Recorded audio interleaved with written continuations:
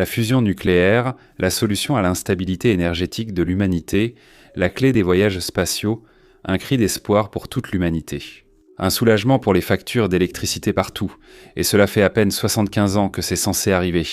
Il est facile de comprendre pourquoi cette technologie est autant vantée, et pourquoi elle serait un véritable bouleversement pour, à peu près tout. La science, l'économie, l'environnement, la liste est longue. C'est une source d'énergie propre et durable, produisant surtout du gaz hélium inerte et très efficace. Et nous aurions plein de jolis ballons à l'hélium. La fusion nucléaire produit près de 4 millions de fois plus d'énergie par kilogramme que les combustibles fossiles, ce qui est énorme. Malgré une bonne compréhension de la physique et des décennies de recherche et de réacteurs expérimentaux, la fusion nucléaire n'a toujours aucun rôle dans notre réseau électrique.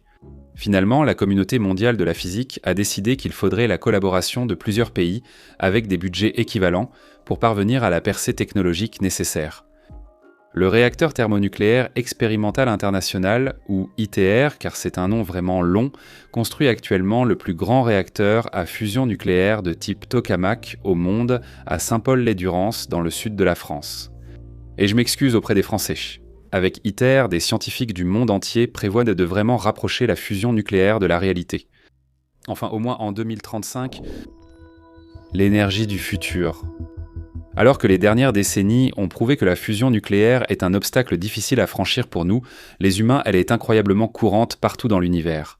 C'est ce qui permet aux étoiles comme le Soleil de produire de l'énergie. C'est en grande partie la source de l'énergie que nous utilisons, des combustibles fossiles contenant l'énergie solaire stockée par les plantes il y a des dizaines de millions d'années, aux barrages hydroélectriques utilisant le cycle de l'eau alimenté par le Soleil. Cependant, malgré les gros titres simplifiés et les slogans accrocheurs, la fusion nucléaire que les physiciens espèrent réaliser dans des réacteurs comme ITER n'est pas tout à fait la même que celle qui se produit à l'intérieur des étoiles. La fusion nucléaire du Soleil est d'une élégante simplicité. Les noyaux de protium, un isotope de l'hydrogène contenant un seul proton dans le noyau et aucun neutron, fusionnent pour former du deutérium, un isotope de l'hydrogène contenant un proton et un neutron. Le hic ici, c'est que l'un des protons doit se transformer en neutron d'une façon ou d'une autre. Normalement, deux protons libres ne fusionneraient pas ensemble car, même dans le Soleil, la force électromagnétique est suffisamment puissante pour les séparer, même s'ils entrent en collision. Cependant, si la force nucléaire faible fait qu'un de ces protons subit une désintégration β+, au moment même où ils entrent en collision, la force nucléaire forte peut alors prendre le relais et surmonter la force électromagnétique, ce qui maintient ainsi le noyau uni et forme du deutérium. La désintégration β+ libère simultanément un positron et un neutrino. Maintenant, puisque cette partie du processus dépend essentiellement du hasard, elle est extrêmement inefficace. Les protons dans le noyau du Soleil doivent attendre en moyenne 9 milliards d'années avant de trouver un partenaire avec lequel fusionner. Lorsque cela arrive, une série rapide d'événements appelée chaîne Pp se déclenche. La chaîne Pp, vraiment ? Grâce aux neutrons ajoutés et à la puissance de la force nucléaire forte, un noyau de deutérium nouvellement formé n'a besoin que de 4 secondes pour fusionner avec un autre proton libre, créant ainsi de l'hélium-3. C'est un isotope de l'hélium avec 2 protons et un neutron. Et oui, les calculs sont corrects. Mais ce n'est pas encore terminé. Avec un temps d'attente moyen de 400 ans, ce qui reste assez rapide comparé à la première étape, 2 noyaux d'hélium-3 se rencontrent pour fusionner en hélium-4, un isotope de l'hélium avec 2 protons et 2 neutrons. Et oui, les calculs fonctionnent, mais si vous suivez bien, vous remarquerez qu'il reste 2 protons non pris en compte. Cette fois, ils sont rejetés dans le plasma du Soleil, où ils peuvent recommencer tout le cycle depuis le début, c'est-à-dire une attente de 9 milliards d'années. Dans le cas de notre Soleil, du moins pour l'instant, cet hélium-4 reste simplement là, au milieu du chaos infernal constant qui l'entoure. Cependant, dans environ 5 milliards d'années, le jour viendra où il n'y aura plus assez d'hydrogène pour produire suffisamment de réactions de fusion afin de créer la pression vers l'extérieur nécessaire pour résister à la gravité. Le noyau du Soleil va s'effondrer et la compression et la chaleur accrue provoqueront aussi la fusion de l'hélium. Dans un processus appelé le triple alpha, le Soleil produira du beryllium, puis du carbone et enfin de l'oxygène. Maintenant, le Soleil n'a pas assez de masse pour continuer au-delà. Il éjectera ses couches externes, formant une nébuleuse planétaire, et laissera un noyau incandescent de carbone et d'oxygène appelé une naine blanche.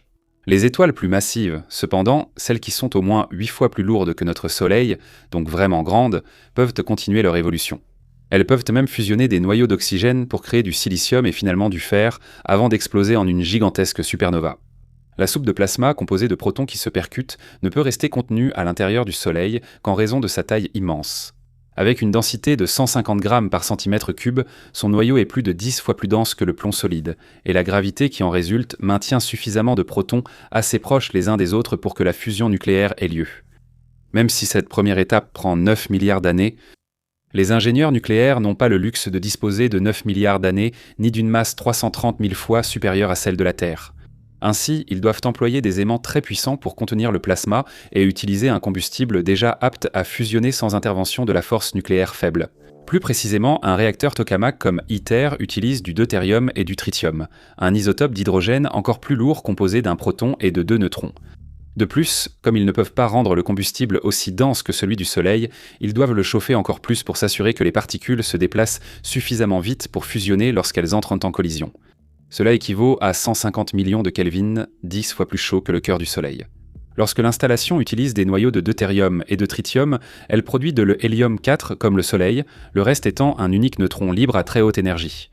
L'incroyable potentiel énergétique de ces processus peut être compris grâce à la célèbre équation d'Einstein, E égale mc2, qui montre que la masse de la matière peut être transformée en une énorme quantité d'énergie. Prenez un seul kilogramme de combustible stellaire lorsqu'il traverse toute la chaîne proton-proton. Tout d'abord, nous avons 4 noyaux de protium, chacun ayant une masse de 1,0078. U, c'est l'unité standardisée pour la masse atomique, soit un total de 4,0313. U, lorsque nous obtenons un atome d'hélium-4, nous n'avons plus qu'environ 4 U, il nous manque environ 0,03, soit environ 0,7% de la masse avec laquelle nous avons commencé. Si l'on parle d'un kilogramme de carburant, cela signifie une perte de 7 grammes. Cela semble peu, mais placez-le dans l'équation d'Einstein. C'est la masse multipliée par la vitesse de la lumière, soit près de 300 millions de mètres par seconde au carré. Le résultat est un chiffre absolument stupéfiant. 6,4 fois 10 à la puissance 14 joules d'énergie. C'est environ 177 000 MWh, ce qui suffit à alimenter une ville de la taille de Boulder, Colorado, pendant plus d'un mois. Avec 7 grammes. Malgré un combustible plus efficace, un tokamak comme ITER ne produit pas autant de rendement pour votre investissement. En faisant le même calcul, on obtient seulement 93 700 MWh, ce qui suffit à alimenter Boulder pendant environ 3 semaines. À titre de comparaison, un kilogramme de gaz naturel brûlé dans des centrales électriques produit seulement 0,009 MWh, soit 9 kWh. C'est à peu près suffisant pour faire 3 lessives, ou peut-être rôtir une dinde de Thanksgiving pendant 4 heures. Vous comprenez donc sûrement pourquoi la fusion suscite autant d'attention. C'était juste une blague. L'astrophysicien américain Lyman Spitzer est vu comme le père de la recherche civile sur la fusion nucléaire, ayant convaincu le gouvernement américain de faire passer Project Matterhorn de la recherche sur les armes à fusion à la recherche sur les réacteurs à fusion, menant à la création du laboratoire de physique des plasmas de Princeton. On sait moins que Spitzer s'est en réalité inspiré du scientifique argentin Ronald Richter. En mars 1951, le président argentin Juan Perón fit l'annonce choquante que Ronald Richter avait réussi à libérer l'énergie atomique. Mais au lieu de fissionner des atomes d'uranium, comme dans les réacteurs à fission nucléaire, il avait utilisé la fusion nucléaire contrôlée de l'hydrogène. Bien qu'étant un petit pays rural de 16 millions d'habitants à l'époque, l'Argentine avait investi des millions dans leur projet secret.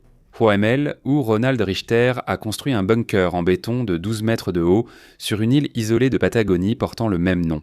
Après la destruction de son équipement à Cordoba par un incendie, Richter, convaincu que des espions tentèrent de le saboter, a demandé au président Perón un lieu isolé et sécurisé.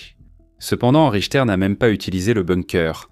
Après avoir signalé une fissure microscopique sur le béton de 4 mètres, il l'a jugé inutile et a tout fait démolir. Il a ensuite construit un réacteur à fusion nucléaire dans un bâtiment annexe en briques sur l'île qui a commencé à produire un bilan énergétique positif dès février 1951. Ou du moins, c'est ce qu'il a dit. La communauté internationale était stupéfaite que l'Argentine développe la fusion nucléaire si vite, devant les superpuissances américaines et soviétiques. Cela s'est rapidement estompé, et les scientifiques ont commencé à examiner les données de Richter et ont remarqué des problèmes assez flagrants. Les affirmations de Richter concernant son succès reposaient sur plusieurs relevés tels que l'élargissement Doppler, les relevés de radiation et la détection par ultrasons. Mais d'autres scientifiques ont fait remarquer que ces données ressemblaient davantage à des dysfonctionnements d'équipement ou à des interprétations erronées. Par exemple, l'ingénieur Mario Bangora, membre du comité d'enquête, a souligné que les clics sur les compteurs Geiger de Richter ne provenaient pas de neutrons et donc de radiation nucléaire, mais plutôt d'interférences électromagnétiques causées par les énormes étincelles électriques du réacteur. De nombreux scientifiques et responsables ont demandé à Richter de répéter ses expériences pour prouver ses affirmations, mais il a refusé.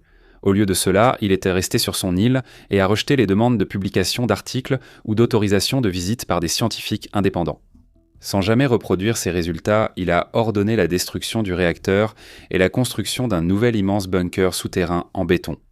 C'est pendant le creusement de ce bunker que le gouvernement a tout arrêté. Alors que beaucoup considèrent Ronald Richter comme un escroc essayant d'arnaquer le gouvernement argentin de centaines de millions de pesos, encore plus de gens pensent qu'il était simplement un peu fou. Il semblait souffrir de paranoïa et attribuer souvent l'échec de ses expériences à des espions et à des sabotages, et interprétait sans cesse les données à son avantage. 3 ans après l'arrêt du projet, un coup d'État militaire a renversé Juan Perón, et le nouveau gouvernement a arrêté Richter pour fraude et détournement de fonds publics. Il a passé peu de temps en prison, puis a vécu la majeure partie de sa vie à Buenos Aires, en banlieue, avant de mourir en 1991 sans jamais admettre s'être trompé sur son réacteur. Les ruines des installations sur les îles Quenal restent visibles à ce jour et des bateaux partent de la ville voisine de Bariloche pour permettre aux visiteurs d'apercevoir les lieux, au cas où cela vous intéresserait un jour. Bien que les quelques 525 millions de dollars dépensés pour Roel Richter et le projet UML n'ayant pas réellement produit d'énergie nette positive, ni même de fusion nucléaire, cet argent n'a pas été totalement gaspillé. Parce que cela a fini par inspirer Lyman Spitzer.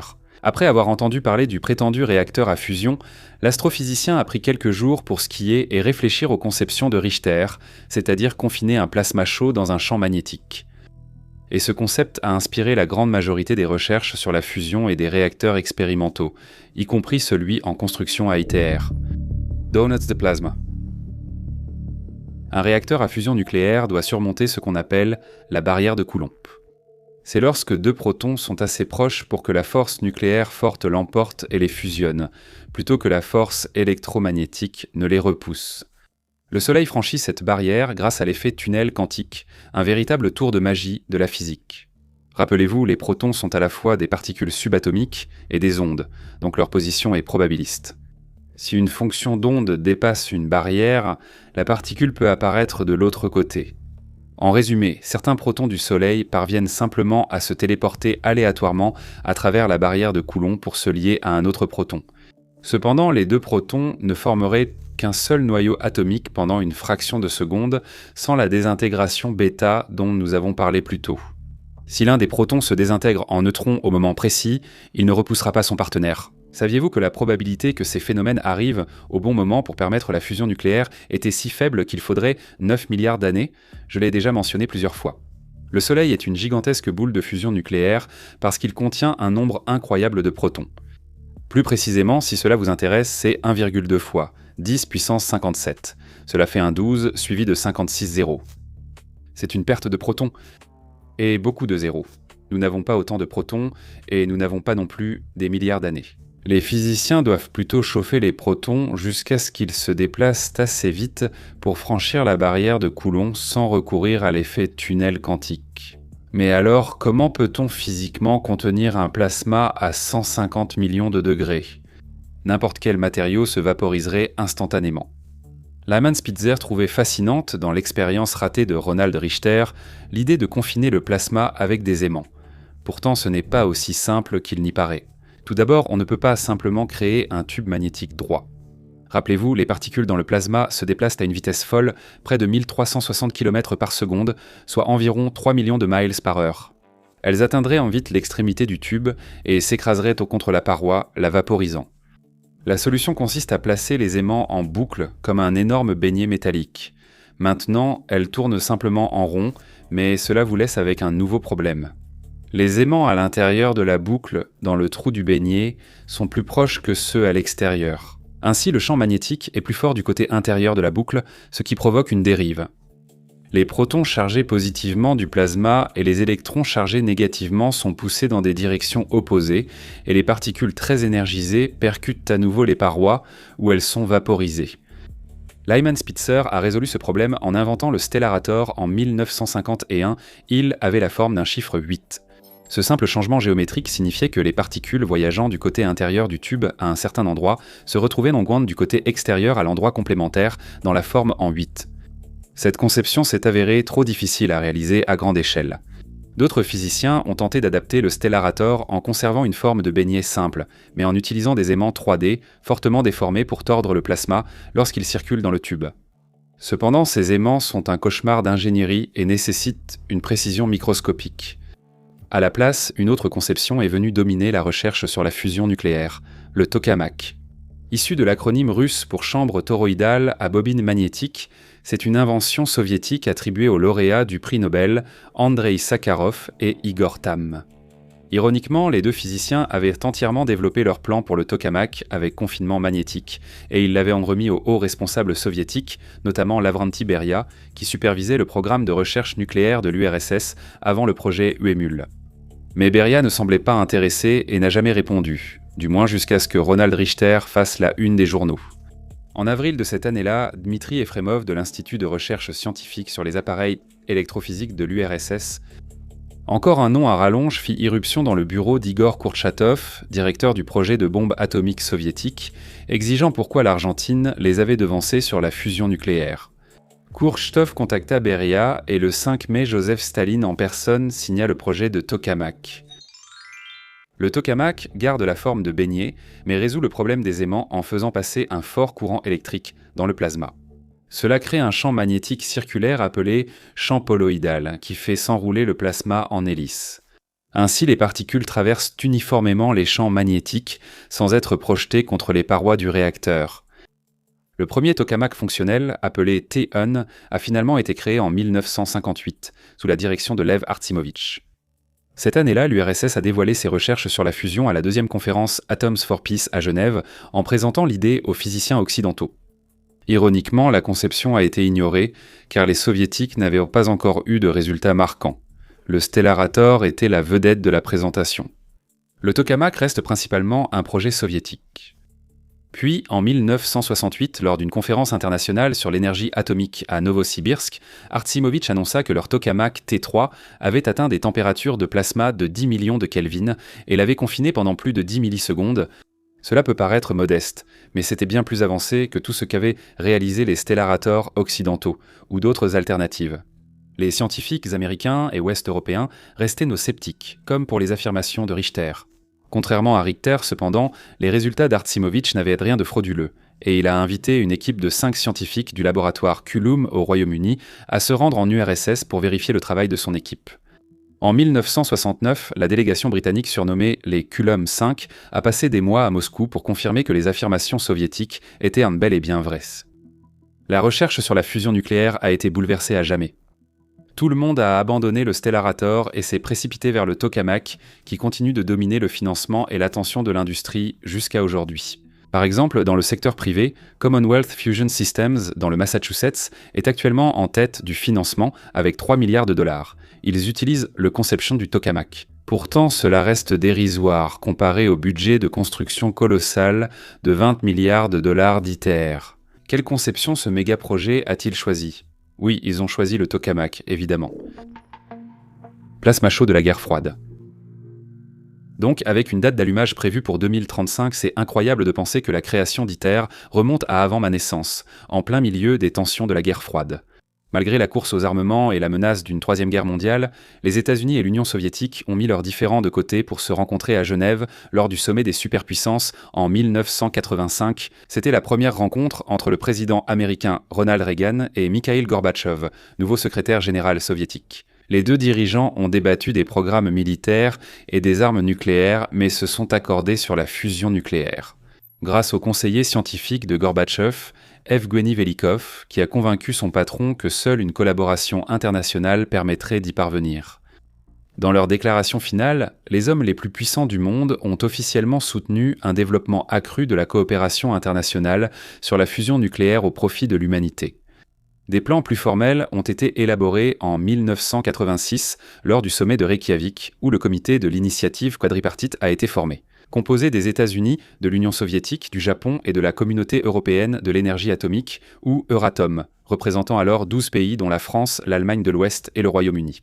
En 1987, le comité de l'initiative quadripartite s'est réuni au siège de l'Agence internationale de l'énergie atomique, ou AIEA, à Vienne, où ils ont réglé les détails diplomatiques et la structure organisationnelle.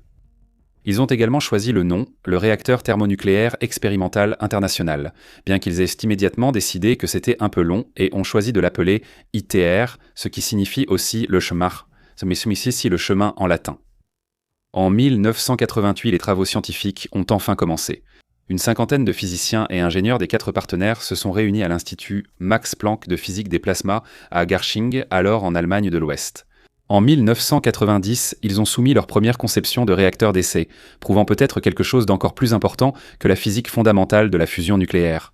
Ils ont montré que, malgré l'hostilité intense entre certaines des nations participantes, leurs scientifiques pouvaient se rassembler pour collaborer en vue d'un objectif commun pour toute l'humanité. Les premiers accros. Jusqu'en 1992, ITER n'en était qu'à ses débuts. Scientifiques et diplomates restaient optimistes, concevant de grands projets sur le papier et jonglant avec les chiffres. Mais ils ont ensuite dû confronter ces plans à la réalité, avec des budgets de milliards, une politique intérieure imprévisible et des relations internationales tendues. Premier accroc en 1998, après 6 ans de conception du réacteur, l'équipe des activités de conception technique a révélé le coût du projet. 10 milliards de dollars. Le Congrès américain a eu une réaction de stupeur spectaculaire et a retiré complètement les États-Unis du projet en 1999. Sans le financement des États-Unis, le budget plausible pour ITER a été sévèrement limité. Les 3 membres restants, la Russie, ayant pris la relève de l'Union soviétique, le Japon et Euratom, qui représentaient alors l'UE et ses 15 États membres, ainsi que le Canada. Étrangement, il a fallu 2 ans pour proposer une conception beaucoup plus réduite, connue sous le nom d'ITER-FEAT pour Fusion Energy Advanced Tokamak. L'équipe pensait avoir réduit les coûts de moitié sans compromettre les objectifs scientifiques. Ce plan est toujours suivi par l'ITER aujourd'hui. Un autre problème est survenu lors du choix du site. Même si ce n'est pas très présent dans les manuels d'histoire du lycée, cela est devenu l'une des plus grandes impasses diplomatiques de l'histoire scientifique moderne et un symbole géopolitique majeur. 4 candidatures étaient initialement en lice. Clarington au Canada, près de Toronto, Vandellos en Espagne, près de Barcelone, le campus de Cadarache à Saint-Paul-les-Durances, en France, près de Marseille, et Rokasho au Japon. Tous ces sites avaient des avantages. Celui proposé par le Canada à Clarington était juste à côté de l'installation de retraitement du tritium de Darlington. Parce que les réacteurs nucléaires domestiques du Canada, les réacteurs CANDU, utilisent donc de l'eau lourde, ils produisent du tritium comme sous-produit. Le tritium est extrêmement rare et radioactif, mais ITER aurait besoin d'un approvisionnement régulier, ce qui rend Clarington idéal. De même, le site de l'Espagne, près de Barcelone, se trouvait à proximité d'une centrale nucléaire existante. Plus important encore, il était situé à côté d'un immense port en eau profonde, ce qui aurait été un atout majeur pour la logistique du projet. Le site proposé par la France avait un énorme avantage, car Cadarache abritait déjà le tokamak Torre Supra, aujourd'hui appelé West. Saint-Paul-les-Durances possédait déjà une culture nucléaire et surtout la main-d'œuvre spécialisée dont ITER aurait besoin. Enfin, Rokasho au Japon bénéficiait d'un accès côtier à des ports comme Vandeos, et la ville possédait déjà une usine de retraitement nucléaire. Le gouvernement japonais a aussi promis de bâtir un village international pour les scientifiques des ITER. En 2003, les participants ont accepté la répartition des coûts pour le site d'ITER. Le pays hôte devait se voir attribuer une facture massive, soit 48% du coût total de la construction, les 52% restants devant être répartis entre les autres partenaires. Sur la base du budget de l'époque, cela représentait environ 5 milliards et demi de dollars. Le Canada s'est retiré de la course. Pendant ce temps, Euratom a décidé qu'il devait s'unir derrière un seul candidat. L'Espagne a accepté de se retirer à condition que l'agence chargée de gérer la contribution financière et les achats de l'Europe pour ITER, aujourd'hui appelée Fusion for Energy ou F4E, soit située à Barcelone et que l'Espagnol soit favorisé pour le poste de premier directeur. Cette année-là, les États-Unis de George W. Bush ont réintégré ITER, rejoint par la Chine et la Corée du Sud. Les 2 sites restants ont ensuite divisé les membres. Euratom, la Russie et la Chine soutenaient la France, tandis que les États-Unis et la Corée du Sud soutenaient le Japon. 3 contre 3. Maintenant, cette impasse a été encore aggravée par l'invasion de l'Irak par les États-Unis en 2003. Le Japon a soutenu l'invasion, tandis que la France ne l'a pas faite. Les historiens conviennent que les États-Unis ont soutenu la candidature du Japon, en partie comme représailles politiques contre la France. Les nations participantes n'ont pas trouvé d'accord pendant près de 2 ans, craignant de devoir se diviser en 2 projets concurrents. Finalement, en 2005, les diplomates européens et japonais ont négocié l'accord d'approche élargi. Le Japon a accepté de se retirer et de laisser construire ITER en France contre d'importantes concessions. Tout d'abord, la contribution exigée du Japon a été fixée à seulement 10% du coût total de la construction, mais il recevrait 20% des contrats de fabrication de haute technologie. De plus, il leur a été garanti 20% des postes de personnel de recherche. Et enfin, mais non des moindres, l'Euratom subventionnerait massivement un centre parallèle de recherche sur la fusion au Japon, y compris la modernisation d'un tokamak japonais existant appelé le JT-60SA, et la construction de l'installation internationale d'irradiation des matériaux de fusion pour tester des matériaux pour de futurs réacteurs commerciaux. Après avoir surmonté ces obstacles majeurs, les 7 participants du méga-projet, dont l'Inde depuis fin 2005, se sont réunis au palais de l'Élysée à Paris en 2006 pour signer officiellement l'accord ITER. La pose de la première pierre. Les bulldozers ont commencé à déblayer le site pour ITER en 2007. Mesurant environ 42 hectares, soit bien plus de 100 000 acres, ils ont évacué des millions de mètres cubes de roches pour créer une immense plateforme plate. Peut-être que la partie la plus impressionnante de la construction de l'installation était les mesures antisismiques. Puisque ITER est un site nucléaire, il doit pouvoir résister aux tremblements de terre. Cela signifiait creuser une fosse assez grande pour accueillir le bâtiment principal du complexe tokamak, ainsi que des murs de soutènement en béton armé, donc elle mesurait environ 130 mètres de long sur 90 mètres de large, soit 425 sur 395 pieds. Au fond de la fosse, les constructeurs ont installé 493 colonnes d'isolation sismique. Chacune d'elles est surmontée d'un appareil d'appui spécialisé en caoutchouc et en acier. L'ensemble du complexe tokamak, qui pèse environ 400 000 tonnes, soit plus que l'Empire State Building d'ailleurs, repose sur ces appareils d'appui. Cela l'isole essentiellement de la terre en dessous, le maintenant stable si la terre commence à bouger.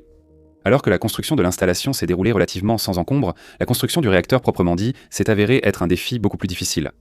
Plutôt que de simplement envoyer des chèques en France, l'accord ITER prévoit que près de 90% du projet soit financé par des contributions en nature. Les États-Unis ne versent pas $1 million à l'ITA pour acheter une puce spécialisée. Ils la fabriquent en eux-mêmes et l'envoient à Cadarache. Cela crée un problème évident. Comment toutes ces pièces fonctionnent-elles ensemble ? Gérer la compatibilité, les tolérances entre cultures, langues très différentes et fuseaux horaires est particulièrement difficile. En 2013, l'ITA connaissait de grandes difficultés. Une évaluation indépendante menée par William Madia a publié un rapport sévère, dénonçant l'absence de leadership centralisé, des structures de prise de décision défaillantes, ainsi que des tensions et reproches entre ITER, les États membres, les agences nationales et les entreprises chargées de la construction. De plus, les coûts explosaient, avec des projections internes proches de 20 milliards de dollars. Les pays participants, notamment les États-Unis, devenaient en frustrés et le Congrès menaçait de se retirer à nouveau. Heureusement, Bernard Digot, ex-directeur de la Commission française des énergies alternatives et de l'énergie atomique, est intervenu en 2015. Exerçant de vastes pouvoirs exécutifs, il a réorganisé la gestion, mieux intégré l'équipe centrale avec les agences des États membres et fixé un nouveau calendrier de référence. Sa gestion est largement reconnue pour avoir sauvé l'ITA de l'effondrement. Grâce à une gestion améliorée, le financement en nature a commencé à produire des résultats intéressants. Par exemple, l'Inde a produit le cryostat. Mesurant 30 mètres, 100 pieds, c'est le plus grand enceinte à vide poussé jamais construit. Il entoure le réacteur pour garder les aimants à très basse température. De même, l'Europe et le Japon ont fabriqué les bobines de champ, toroïdales, d'énormes aimants supraconducteurs en forme de dés qui pèsent chacun plus de 300 tonnes et doivent être refroidis à moins 269 degrés Celsius, soit moins 450 degrés Fahrenheit. Plus froid que la face cachée de la Lune. Petite anecdote. Pendant ce temps, General Atomics en Californie construit le solénoïde central, ou CS. C'est la bobine d'induction principale du tokamak qui génère le courant électrique dans le plasma, servant de cœur au réacteur. Utilisant pas moins de 43 km, soit 27 miles de câbles supraconducteurs en niobium éteint, il est haut comme un immeuble de 5 étages et pèse 1000 tonnes. Plus important encore, il produit jusqu'à 15 millions d'ampères de courant électrique, tellement que son champ magnétique pourrait soulever un porte-avions hors de l'eau. Mon Dieu. 5 des 6 modules ont déjà été installés sur le site d'ITER. En parlant d'installation, cependant, c'est encore un autre obstacle au succès d'ITER. Toutes ces pièces sont peut-être impressionnantes, et certaines sont même littéralement glaciales, mais elles doivent toutes arriver dans le sud de la France d'une manière ou d'une autre. Même après leur expédition jusqu'au port méditerranéen de Fos-Humeur, les pièces doivent parcourir plus de 100 km, soit 60 miles, jusqu'à Cadarache. Pour faciliter cela, la France a dépensé plus de 100 millions d'euros pour créer l'itinéraire ITER. Cela impliquait de modifier les routes, renforcer les ponts et construire des déviations autour des villes. Ils ont ensuite signé un contrat avec DAA Logistique pour utiliser des SPMT et acheminer les pièces très lourdes vers le site de construction. Ce sont des merveilles d'ingénierie à part entière. Véhicules de transport lourds télécommandés, ils s'assemblent en plateforme sur mesure pour porter de grands équipements industriels. À partir de 2015, ces énormes SPMT ont commencé à ramper à travers la campagne française comme des chenilles, transportant des composants de réacteurs nucléaires pesant jusqu'à 800 tonnes. En 2019, l'installation elle-même était terminée et d'immenses ponts roulants géants de montage ont été installés pour assembler le tokamak. La nouvelle référence.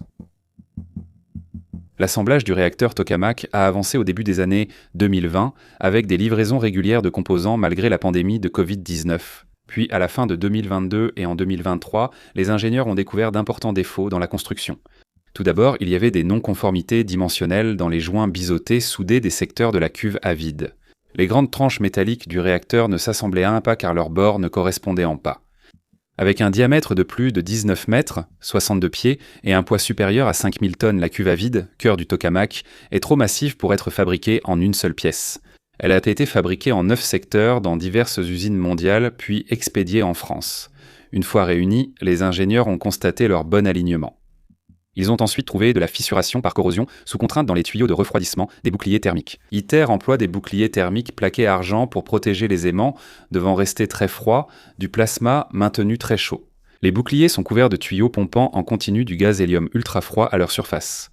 Les contraintes dues à la construction et les produits chimiques issus du processus de fabrication ont apparemment provoqué des fissures microscopiques dans ces tuyaux, ce qui pourrait entraîner la défaillance des boucliers thermiques et détruire les aimants. L'assemblage du tokamak a été suspendu le temps que les ingénieurs trouvent donc comment réparer ces composants, principalement fabriqués à l'étranger. En conséquence, ITER a totalement annulé ses plans pour le plasma d'essai prévu en 2025. En fait, cela aurait surtout servi de coup de communication. Le réacteur serait resté incomplet, mais un court éclair de plasma d'hydrogène à faible énergie aurait simplement montré le bon fonctionnement des aimants et de la chambre à vide. En résumé, une brève démonstration du concept sans valeur scientifique réelle. Pour rattraper le temps perdu, ITER a maintenant décidé de sauter complètement cette étape et de se concentrer directement sur le début des opérations de recherche, ou SRO, en 2034, suivies par les véritables opérations de fusion deutérium-deutérium en 2035. Cela comprend un tokamak complet avec tous ses composants. Avec le temps, le réacteur passera progressivement à une fusion complète deutérium-tritium, actuellement prévue pour 2039. De plus, avec ce nouveau calendrier de référence, ITER a décidé d'améliorer le matériau de la paroi interne du tokamak, qui doit faire face au plasma violent CpH2. Initialement, les ingénieurs voulaient en tapisser le réacteur de beryllium, plus léger et plus facile à travailler que d'autres options. Cependant, il s'érode rapidement dans les conditions extrêmes du confinement du plasma, donc ils savaient qu'ils devraient l'enlever et le remplacer à un moment donné. Ils vont désormais tapisser la paroi intérieure de tungstène, qui a le point de fusion le plus élevé des métaux et sera indispensable pour les vraies centrales de fusion commerciale. Plus lourd et difficile à manipuler que le beryllium, se concentrer sur ce matériau fera gagner du temps et de l'argent sur le long terme. Une fois achevé, le tokamak ITER contiendra plus de 830 mètres cubes de plasma, soit près de 30 000 pieds cubes, un record, et 8 fois plus que les plus grands tokamaks actuels. Il pèsera 23 000 tonnes, soit l'équivalent de 3 tours Eiffel, et contiendra 60 méganewtons de force, soit 2 fois la poussée de la navette spatiale au décollage. Malgré l'énorme volume de plasma, la chambre à vide ne sera remplie qu'avec environ 1 gramme de gaz. Néanmoins, avec un temps de confinement de seulement 3,4 à 3,5 secondes, ITER espère produire 500 MW de puissance thermique grâce à la fusion deutérium-tritium, ce qui suffirait à alimenter un demi-million de foyers. Le HIC. Le réacteur ITER générera 500 MW thermiques, en ne nécessitant que 50 MW pour chauffer le plasma. En termes d'ingénierie, cela donne à ITER un facteur Q de 10, puisqu'il produit 10 fois plus de puissance qu'il n'en consomme. Cependant, ce qui est largement mal compris, c'est qu'il ne s'agit que du facteur Q scientifique. Il ne prend en compte que la chaleur qui entre dans le plasma et celle qui en sort. Il ne prend pas en compte les énormes quantités d'électricité nécessaires pour refroidir les aimants, faire fonctionner les pompes à vide ou simplement garder les lumières allumées dans une installation aussi gigantesque. En réalité, ITER nécessite environ 300 MW pour faire fonctionner son réacteur. De plus, les centrales électriques commerciales qui reposent sur la puissance thermique pour faire tourner des turbines à vapeur dépassent rarement 35% d'efficacité. En d'autres termes, il ne produirait donc qu'environ 175 MW à partir des 500 MW générés par ITER. Si vous faites le calcul, vous verrez que pour la production réelle d'électricité, ITER présente un bilan net négatif. Et c'est un point de confusion majeur, le principal piège de tout ce méga-projet. ITER est entièrement expérimental. Il n'est absolument pas destiné à produire de l'électricité pour le réseau. Il n'y a pas de turbine à vapeur ni de place pour en installer, même s'il le voulait en. ITER sert de terrain d'essai scientifique et technique pour divers concepts nécessaires aux futures centrales électriques commerciales et vise à développer l'autosuffisance en tritium. Cet isotope d'hydrogène étant rare et cher, les ingénieurs souhaitent installer des modules de couverture tritigène d'essai, ou TBM, segments de parois doublés de lithium. Lorsqu'un neutron s'échappe du plasma et percute les atomes de lithium, le noyau de lithium se brise en tritium et en hélium, produisant ainsi du tritium directement dans le réacteur lui-même. ITER cherche aussi à stabiliser son plasma pour que la fusion maintienne sa chaleur, réduisant ainsi fortement les besoins en énergie externe. Enfin, ITER sera pionnier dans le développement de robots avancés pour entretenir le tokamak, car les humains ne pourront pas intervenir dans la chambre très radioactive. Mais rassurez-vous, ce n'est pas que théorique. ITER prévoit un suivi concret avec DEMO, des centrales de démonstration pour produire de l'électricité.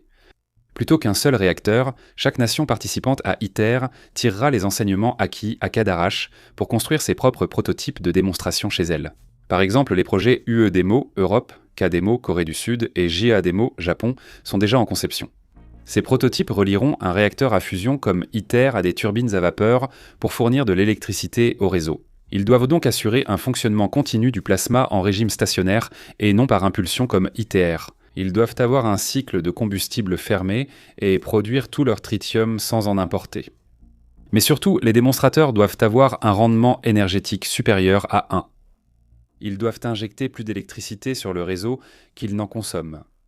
C'est un vrai défi. DEMO reposant sur les données et enseignements d'ITER, la plupart des pays attendront la fin des années 2030 pour finaliser leur conception. La construction ne débutera pas avant les années 2040 et la production d'énergie n'est prévue qu'à partir des années 2050 au plus tôt. Donc, ITER est la plus grande collaboration scientifique internationale, mais il ne produira même pas un watt d'électricité pour recharger un téléphone. Cela ne signifie pas pour autant que ce n'est pas un méga-projet incroyable, nécessitant des milliards de dollars, une expertise scientifique de pointe et surtout une coopération diplomatique et politique rarement atteinte. Ses contributions à la science de la fusion ont déjà été et continueront d'être immenses. À tel point que, si tout se passe comme prévu, les recherches menées par l'équipe ITER pourraient enfin faire de l'énergie de fusion une réalité pour l'humanité, un siècle après le début de la course mondiale. Merci d'avoir regardé.